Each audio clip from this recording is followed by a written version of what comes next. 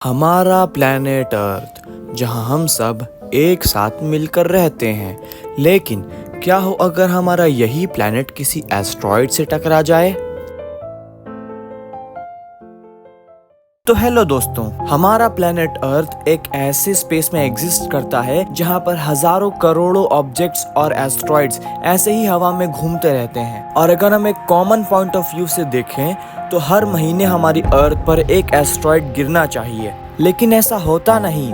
पर क्यों? तो इसका जवाब है जुपिटर। जी हाँ, जुपिटर एक ऐसा प्लैनेट है जो हमारी अर्थ को एस्ट्रॉइड्स और अननोन ऑब्जेक्ट्स से बचाने में बहुत बड़ा रोल प्ले करता है। पर यहाँ पर एक और सवाल पैदा होता है कि जुपिटर जो हमारी अर्थ से लगभग 80 करोड़ किलोमीटर दूर है, वो हमारी अर्थ को बचाने में क्या कर सकता है। तो मैं आपको बताता हूँ। हमारी पृथ्वी एक ऐसा प्लैनेट है जहाँ पर एक सॉलिड सरफेस है। फॉर एग्जाम्पल जमीन, जहां हम इजीली खड़े हो सकते हैं। तो अनलाइक अवर अर्थ जहां एक सॉलिड सरफेस है, उसके मुकाबले जुपिटर में कोई सॉलिड सरफेस ही नहीं है जहां पर कोई खड़ा हो सके, क्योंकि जुपिटर एक गैस जाइंट है। गैस जाइंट उस प्लैनेट को कहा जाता है जब कोई प्लैनेट पूरी तरह गैस से बना हुआ हो, और जुपिटर 75% ऑफ हाइड्रोजन और 24% ऑफ हीलियम से बना हुआ है, इसलिए वो एक गैस जाइंट कहलाता है। और इन गैस जाइंट का साइज नॉर्मल प्लैनेट से काफी बड़ा होता है। अब ये एक सोचने वाली बात है कि अगर जुपिटर एक गैस जाइंट है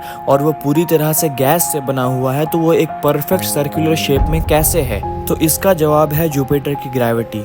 जुपिटर एक गैस जाइंट होने की वजह से उसका साइज बड़ा है, इस कारण उसकी ग्रेविटी भी बहुत ज्यादा है, और यही ग्रेविटी जुपिटर को एक परफेक्ट सर्कुलर शेप में बनाकर रखती है।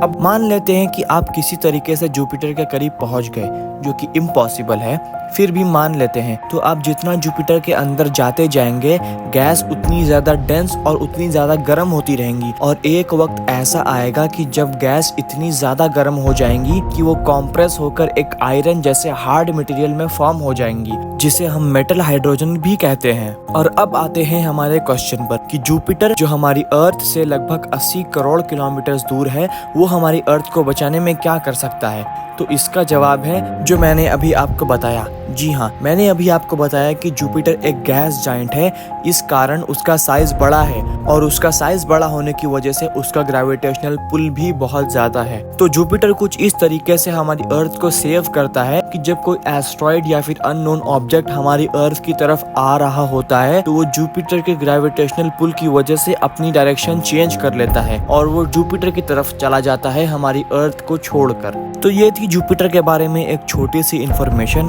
और उसका एक रोल जो वो प्ले करता है हमारी अर्थ को बचाने में। तो आइए अब जानते हैं जुपिटर के ऊपर मौजूद एक रेड जाइंट स्पॉट के बारे में, जो अपने आप में ही एक अजूबा है। तो इसके लिए शुरू करते हैं जुपिटर के एक बेसिक इंट्रोडक्शन से। जुपिटर हमारे सोलर सिस्टम का 5th प्लैनेट है और ये सारे प्लैनेट्स में सबसे बड़ा है। इतना बड़ा कि अगर हम अर्थ को जुपिटर के अंदर रखने की कोशिश करें तो लगभग 1300 से ज्यादा अर्थ जुपिटर के अंदर फिट हो सकती हैं। जैसा कि मैंने अभी आपको बताया कि जुपिटर हमारे सोलर सिस्टम का सबसे बड़ा प्लैनेट है, इस कारण उसका ग्रेविटेशनल पुल भी और प्लैनेट से ज्यादा है। इसी वजह से जुपिटर के पास 95 मून्स हैं। जुपिटर के मून से याद आया कि सैटर्न के पास भी 145 मून्स हैं, जिसमें से एक मून जिसका नाम टाइटन है, वो काफी फेमस था रिसेंटली। और वो इसलिए फेमस था क्योंकि साइंटिस्टों का मानना है कि सैटर्न का टाइटन मून सेकंड अर्थ बन सकता है, क्योंकि टाइटन मून का एटमॉस्फेयर हमारी अर्थ के एटमॉस्फेयर से काफी मिलता जुलता है। इस कारण वहाँ पर रिवर्स भी हैं और वहाँ पर लाइफ की पॉसिबिलिटी भी हो सकती है। बट एनीवे, अब बात करते हैं जुपिटर के रेड जाइंट स्पॉट के बारे में, जो हमें जुपिटर की इमेज में इस जगह पर दिखाई देता है। लेकिन ये रेड जाइंट स्पॉट आखिर है क्या?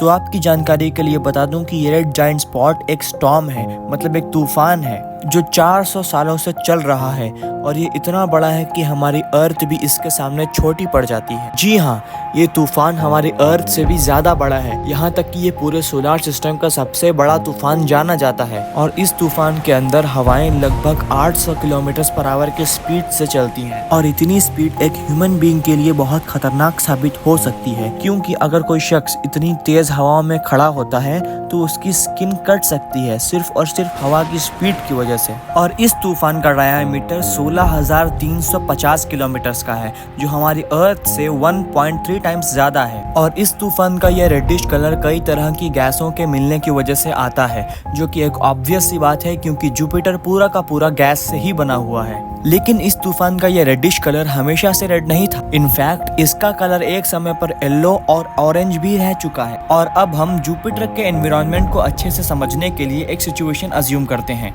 जिसमें एक पर्सन जुपिटर के अंदर फंस जाता है।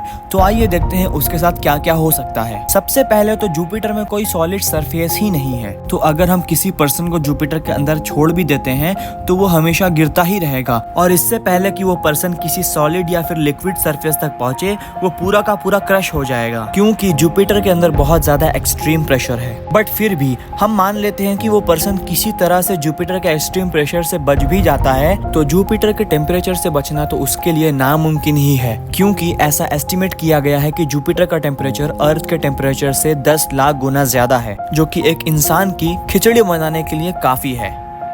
इन कंक्लूजन, अगर कोई पर्सन जुपिटर में फंस भी जाता है तो उसका बचना नामुमकिन है। बाय द वे, अगर आपको ये वीडियो पसंद आई हो और अगर आप जानना चाहते हैं कि स्पेस काला क्यों दिखाई देता है, तो हमारी ये वाली वीडियो जरूर देखें और हमारे चैनल को भी सब्सक्राइब करें। Thanks for watching.